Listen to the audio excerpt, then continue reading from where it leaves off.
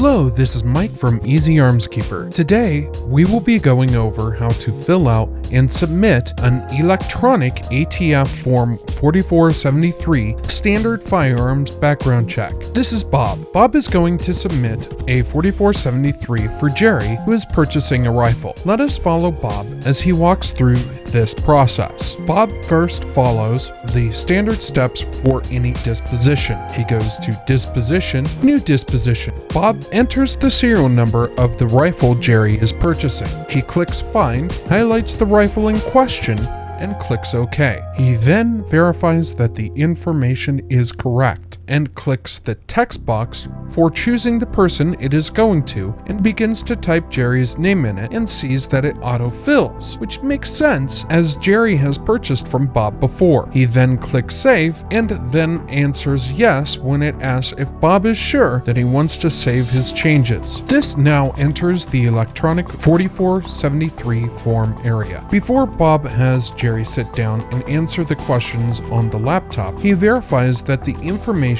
in section A is correct. By verifying the information on the rifle is correct, including the serial number and caliber, Bob verifies that box 6 is correct and notes that box 7 and 8 are not applicable and then clicks Next. At this point, Bob has Jerry sit down to fill out some information. First, Jerry must confirm that he understands the warning and instructions. To do so, he clicks Next. Jerry then looks at his driver's license and verifies that the information is correct and clicks the checkbox for no middle initial or name. He then clicks Next. Jerry enters the city and state where he was born. He enters his height, weight, sex, and date of birth. Jerry opts not to have his social security number submitted with the form, as it is optional. Jerry then enters his racial information, then confirms that he is a citizen of the United States of America in box 19, and sees that box 20 is not applicable. Jerry answers questions 21.A through 21.D and clicks Next, then answers 21.E through 21.I, then clicks Next.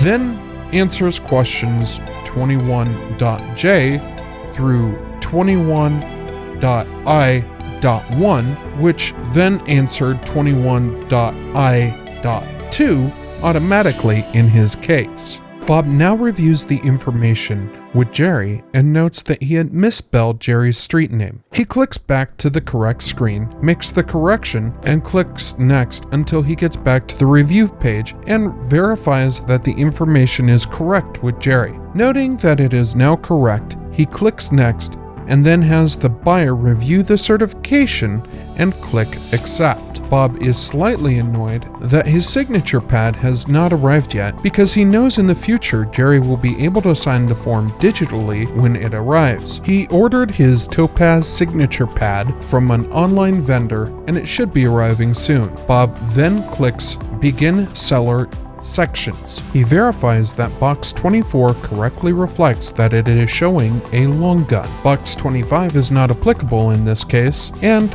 Bob proceeds to box 26.A and enters the information from Jerry's ID. He enters the state, enters that it is a driver's license, and the license number and expiration date. Because the address on Jerry's driver's license is up to date, box 26B is not applicable. If it was not correct, he could use one of Jerry's utility bills or other government-issued document mailed to the correct address. So in this case, box 26.C and 26.D is also not applicable. So Bob clicks Next. Boxes 28 and 29 are not applicable, so Bob clicks Next. Bob then clicks Perform Online FBI NICS e-check button and logs on to fill out the information required for the background check. Bob is happy because he knows that his shops in various states that may require different state background check systems are all in accordance with state and federal laws thanks to Easy Arms Keeper. After the background check came back clear, Bob then clicks Next. Bob then enters today's date in box 27.A because it is when he submitted the background check. He then enters the approval numbers given to him from the NICS system in box 27.b. Because Jerry was approved in box 27.c, Bob clicks proceed, and because he had already received approval, box 27.d is not applicable. Bob then clicks next. Bob knows that boxes 27.e through 27.g are not applicable in this case, so he clicks next. Bob checks the information in box 33 is correct and enters his name in box 34 and today's date in box 36. Bob is still regretting that he had not ordered his digital signature pad earlier, knowing that in the future